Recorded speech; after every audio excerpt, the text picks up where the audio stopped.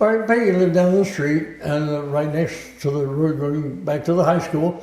And so I had a motorbike or a motor scooter or motorcycle or something.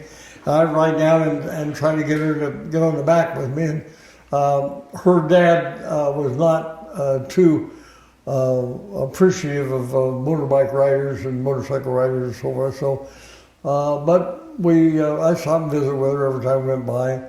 Eventually, we started going to the movie on Saturday night, the 11 o'clock movie and so forth. And we just became friends, and we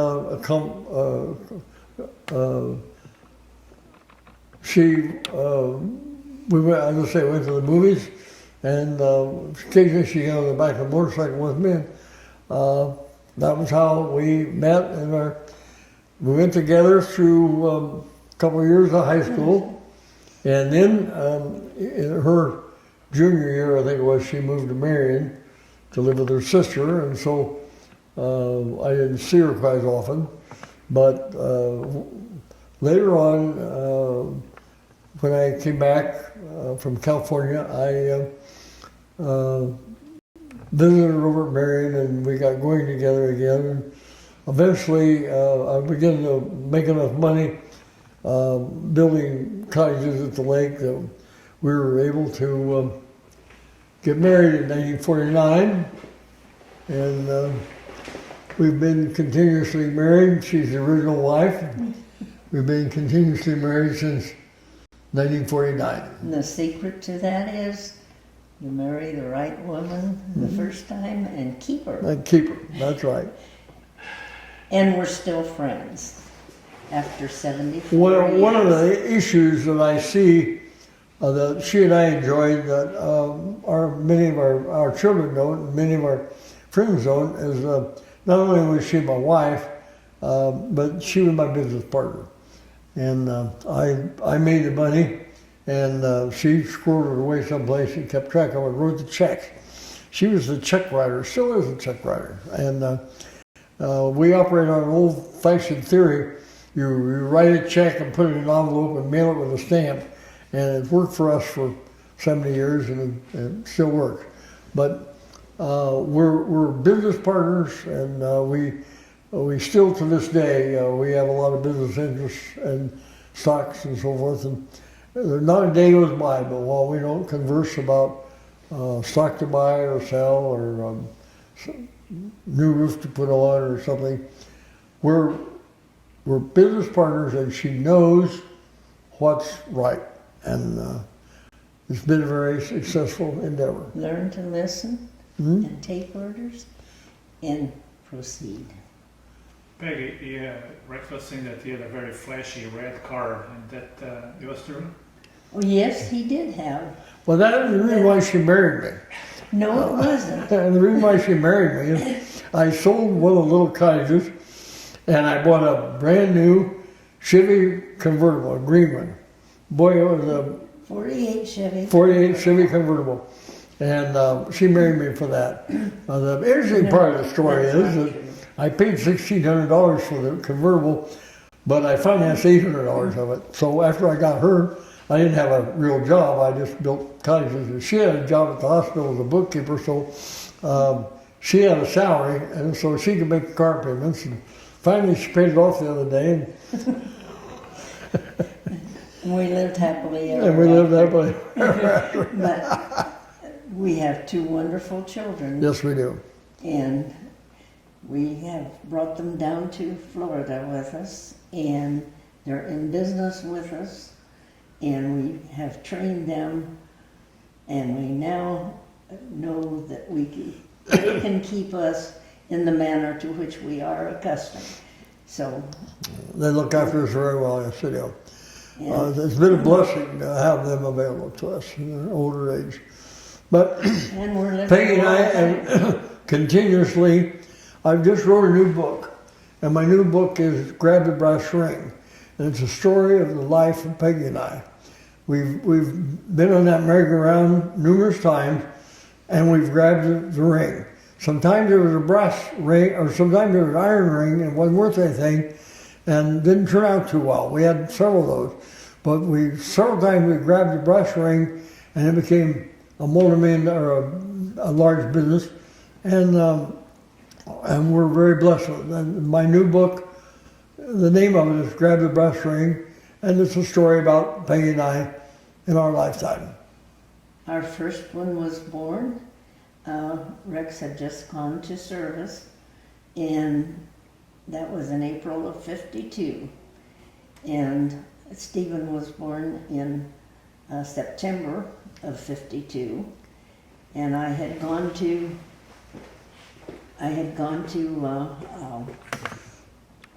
Florida with him.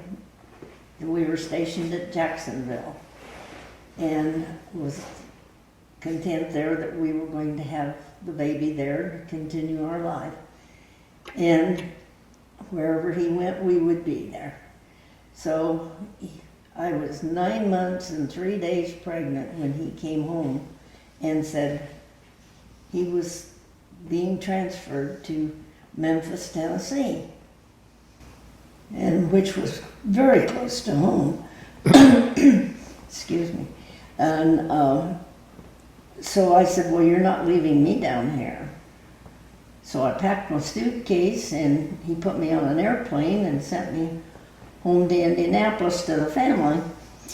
And that was, and about 2 weeks later, Stephen was born. So that was the beginning of a new life for us, and and he was born in Indiana. And then we didn't have Susie until 5 years later, and we lived at the lake then, at Lucan's Lake, where the family had a resort area. So we had a good life at Lucan's Lake, and they mostly remember that portion. And then we moved to Rochester from there and started into the different businesses. And therefore I worked in the business with Rex our entire lives, one thing and another. And I learned to listen, take instructions, do the best with what I have. So here we are today in sunny Florida, where we've been for the last 23 years. And we've done the flower shop and the aluminum business and and just really enjoyed our life here in Florida. We are now celebrating our 74th wedding anniversary in June the 13th, and then our birthdays are in July, and Rex will be 95, I will be 94, and we look forward to a few more years. Grew up in Wabash and went to school together. Then we were separated for several years and came back, and then we started our life in 1949 we were married, and we kind of eloped because our parents didn't just exactly agree to our decisions. So we went our way, and it's been very successful. Why didn't your parents like Rex? What was the problem? Oh, they didn't dislike him, they just didn't think motorcycles and a wildlife was for their daughter. But it worked out very well. She sold my beautiful Honda while we were at the lake. I didn't know. Well, the guy. But I always take money. Okay, and then I sold my Honda before it came down here. We didn't bring a motorcycle down here with us, but motorcycle was a big thing in my life. I've had 40 of them, so. My mother wanted me to go to Purdue, and I went down after I graduated. they sent my grade down, I qualified and everything, and so I went down. Back then, the war was on, and they didn't have dormitories over like they have now, so you had to live someplace. And so we had a family friend whose mother lived in West Lafayette, and I was going to live with her and go to school. So I went down I had a motorcycle, went down for a few days and to get kind of orientated. And you couldn't ride a motorcycle on the campus. And, this was a kind of an old-fashioned house and everything. So I went out to the airport and they were flying Piper Cubs around. I'd like to do that. So I found out that the only way you could learn to fly there was to be a part of the aeronautical engineering course, and I couldn't do that. Later on, I bought my own plane. Peggy and I had our own airplane for about 10 years or so. Flew all over the country, in Canada, fishing and so on. I'm a licensed pilot, and so, but in the early days, the war was on and there was real uncertainty. You never knew until it ended. The plan was that I was graduating from high school to go right into the service. And a question of whether I wanted to enlist in the Navy, the Air Force or something, or whether I just wanted to be drafted into the Army, but like the majority of the people. But that was the plan. There was no long-term planning for you. It was a different time. I had always written a few things. My mother had written a few things. And so when I completed business life down here, so to speak, I decided that I needed to do something. And so I wrote my first book when I was 90, published it when I was 90. And it was a book about Wabash, Indiana, a murder that takes place, first murder in 30 years, and takes place on a Friday afternoon, and the newspaper editor is murdered in his backyard. And it's a story about a street in Wabash, Indiana that I was very familiar with and knew all the houses. And so it was kind of a fun thing. It was a series of stories. It introduced some characters. So we had a big party out at the Elks, and many of my friends and relatives and so forth came out and helped me celebrate the new book. It was called The Gun from Dooley's Desk.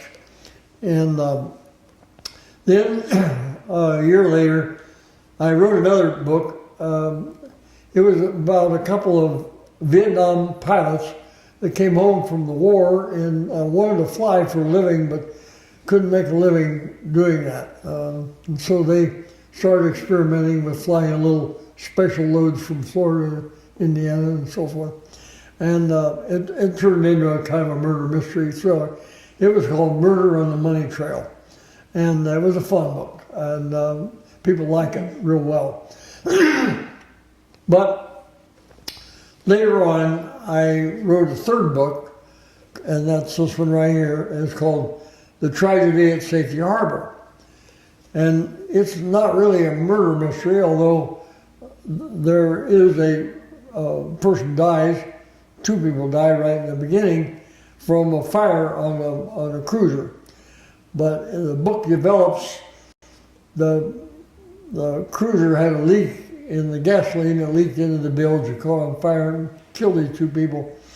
And the boat manufacturer was a custom boat company, and they called their insurance company and said, why don't you have somebody go down and take a look at this?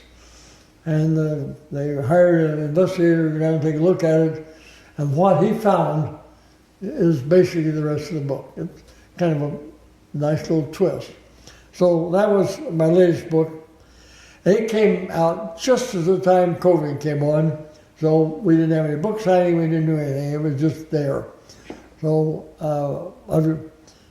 it's a good book, I think it's a good story. They're all available at Heavens and Flowers. Yeah, they're all available at Heavens and Flowers. However, then I decided that I was going to write a book about us and our life. And so I wrote a book called Grab the Brass Ring. The carousel never stops turning. Grab the brass ring. And This is the new book. It isn't ready for distribution yet. What we're planning on doing, this is not for sale. This is for a gift to our friends and family.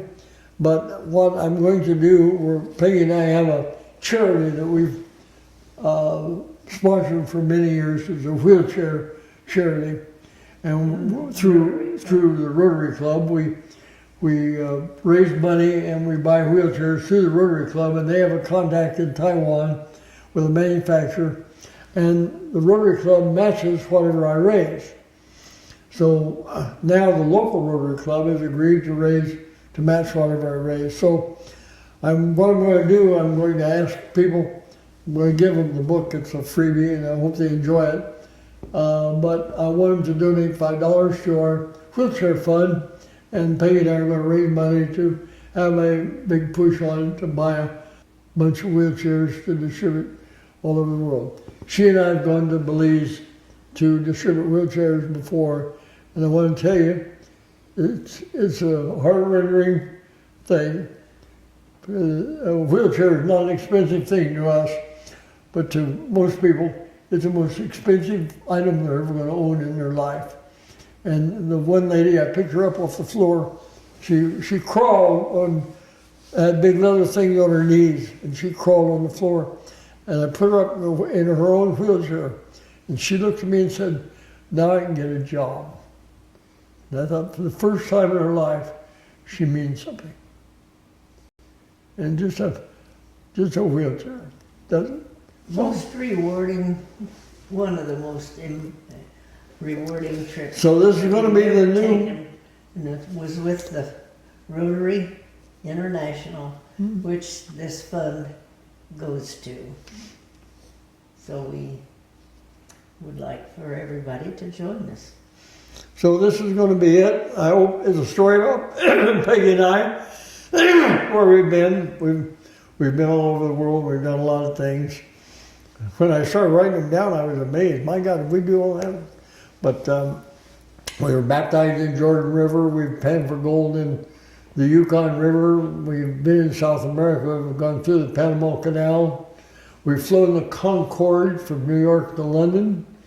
We've looked down the hood of the volcano erupting in Hawaii, Kilauea, yeah. And we've just done a lot of things. And for a couple little kids from Wabash, Indiana, that's quite an accomplishment. This is the kind of country that you can rise to your own abilities. One day I was reading the Naples News, and in there was a travel agency that was offering this trip as a special deal to fly over to England on the Concorde and come back on the QE2. And they were offering a special price, and it was very lucrative and very nice. So I came home and said to Rex, "Do you think we could do this? I found this and I think it's worth looking into." So he said, "Well, that sounds too good to be true, but we'll take a look." So we went down to the open house and where they were going to try to fill up the ship. And so he said, and his sister lives in England, has lived in England for many years, and we'd never gotten to go see her. So we thought, well, there's just too many pluses here. We must do this. And so we signed up and we packed up and we went on the Concorde. And it was so fascinating because we were traveling at Mach 2 and we're up in the air, and there was only 98 passengers aboard the Concorde, and the pilot and the co-pilot and the steward. So we were served with linens and silver and treated like real kings, you know, and princess. It was almost, and so fascinating and so fast. When we went to, we got up to Mark II and we were headed back down. And it only took 3 hours to get from Kennedy to London. And so we asked, they gave us books, and they gave us those nice little suitcases like portfolios and certificates and everything, and they announced that the pilot would sign that for us. And of course we wanted that signed. And so they did, we asked the steward there to have the pilot sign that for us. And he said, oh no, it doesn't work that way. You gotta go up to you take your certificates and go up into the cockpit, and the pilot will sign them and date them for you. And so we did, and here we are traveling so fast, and we're on our way down into London right then, and it was, we sat on a little bench that they pulled down in that little cockpit, and he turned around to sign them and everything, and we were saying, who's flying the airplane? You know, we're landing and we're pilots, so we knew that this was a dangerous time too. You could be landing there, so, but he did. Everything was under control. We landed on time, but that was a very memorable thing for us. And then we spent time with his sister and seeing London and visiting with her. And so then we got on the QE2 and came back. And when we were on our way back on the QA2, that was another big experience. And there was a man on the QA2 that was going to dinner one evening when we were, and he had a sweater on, and it said Spanish Wells. And so Rex said, where's your Spanish Wells? And he said, Bonita Springs, Florida. And Rex said, I have a sweater like that. Mine says Spanish Wells, and I'm from Bonita Springs also.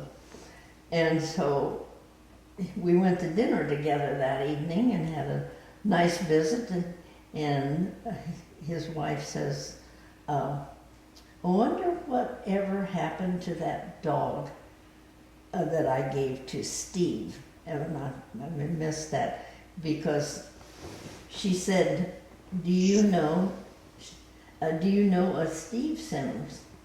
And Rex said, yes, that's our son. And she said, I wonder what ever happened to the dog I gave him. And they had rescued a dog down on Davis Boulevard, and it was running across the street and didn't. And so she said, I'm going to take that dog home. And Steve happened to be there, and they rescued the dog, and she took it home. And we didn't know anything about this until we're in the middle of the Atlantic Ocean on the QA2 coming home, and we meet them out there. So Rex said, well, yes, was it a black chow? Yes, it was a black chow. And he said, well, he was sleeping on the bed when I left. And he should be there when we get back home. So we made friends of some very nice people. That was a very interesting story on our trip on the Concorde. And we got home, and then of course the Concorde blew up after that, but I was glad that we got to go.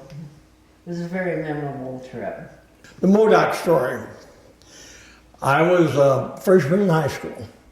This was in 1942, I believe it was, in November. And the war was on, and so the kids and the classes put on various things to raise money to buy war bonds. And one of the things that they put on, they were going to put on a circus at the high school. And the war was on, the circus didn't travel anymore. So it was they had to truck them here. And so down in Peru, there was a Cole Brothers circus, and with it was an animal act. Can't think of his name. Jacobs, Yeah. an animal act, and he was an animal trainer. Terrell Jacobs. Terrell Jacobs. So I bought a ticket from a gal that was a year ahead of me in high school, and I went to the afternoon performance with she and her brother, Betty and Bob Abshire. I sat with them, and they had a real nice little circus. And then when it came time for the animal act, for the elephants, they had the animal act, but when it came time for the elephants, the ringmaster came out and announced that the dogs had scared the elephants and they broke loose and got away. And they weren't going to have it. So we all booed, thought they just weren't going to put it on for us. So I went home, and when I walked in the house, my mother said, "Why are you doing home so early?" I said, "Well, the elephants escaped, and so they stopped the circus." My mother said, "Well, I have a letter that needs to be mailed at the post office." Now back then it was a big deal to mail inside the post office for some reason or other, I don't know what. But so I didn't want to do it. But I got on my bicycle and I rode down to the post office and went in and mailed the letter inside. When I came back out, I picked up my bike and I looked down in the corner and there was a crowd of people down at the Market Street intersection. And so I rode down there to see what was going on. I parked my bike at the AO Theater bike rack, and I walked to the corner there, and Mr. and Mrs. Pontius were standing out there. They owned a little drugstore in the theater building, the corner drugstore, I think it was called. And my folks knew them real well, and they knew me. So I stood there with them, and I said, "What's happening? There's all these people." And he said, "Well, there's an elephant loose," and it went in the Bradley drugstore, in the Miami entrance, and it's in the drugstore right now. And Just across the police were there and everything. So Mr. Pontius had a folding camera, and he was trying to unfold it, one of those old Kodak folding cameras. And he couldn't get it. There was something wrong with it. I couldn't do it. The only thing I knew was about a box camera. So just about that time, we heard a big commotion, and Modoc came out the back entrance of the drugstore, the Market Street entrance. And when he did, he took the door frame and the door out with him. It was straight across his back. He walked out on the street, went across the street to the pool room, and they looked in there, and then they walked up the sidewalk. They got a trainer, and they walked him up to the corner of Market Street and Wabash Street, and up there was two other elephants and a trainer. The big elephant was Empress. She was kind of the leader of the elephants, and so Modoc hooked his nose onto her tail, and then the small elephant hooked his nose onto Modoc's tail, and the trainer started up Wabash Street Hill, past the fire station, police station. So as they started up there, I grabbed my bike, and I ran up the alley, past the courthouse on the other side, and I went around, and there was a Lincoln statue there. I leaned my bike up against the Lincoln statue, and I sat around in front. I waited for the elephants to come up the hill. And they went in front of Gackenheimer's drugstore, right there in front of me. And when they got to the intersection of Hill Street, just right there in front of us, Modoc unhooked from the other, and he took off running down east on Hill Street towards Hannah Park. And the other two just stood there. And the trailer took off with him, and he was running a pretty good clip. So it turned out Modoc wandered out east, went clear to the Grove, and he wandered back and forth across the river there was only 2 bridges, one in Andrews and one up the river a ways. One in the Grove, one in Andrews. So everybody that was chasing him, they had to come back to one of these bridges to cross over. Modoc just swam across through. Well, Modoc was a valuable animal, and so they had the police and they had guards out there watching for him because they didn't want anything to happen to him or get pneumonia or have somebody shoot him, you know, because he was valuable.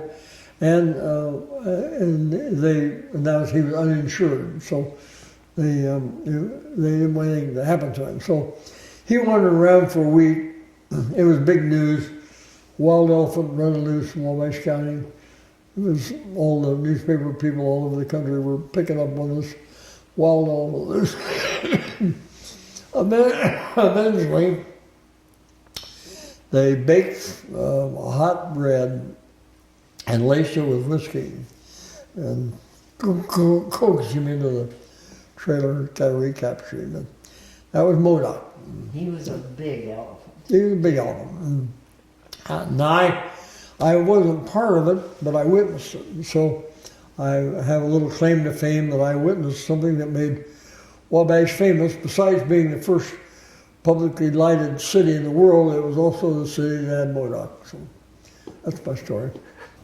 Where I was born in a little town, very small town outside of Wabash, and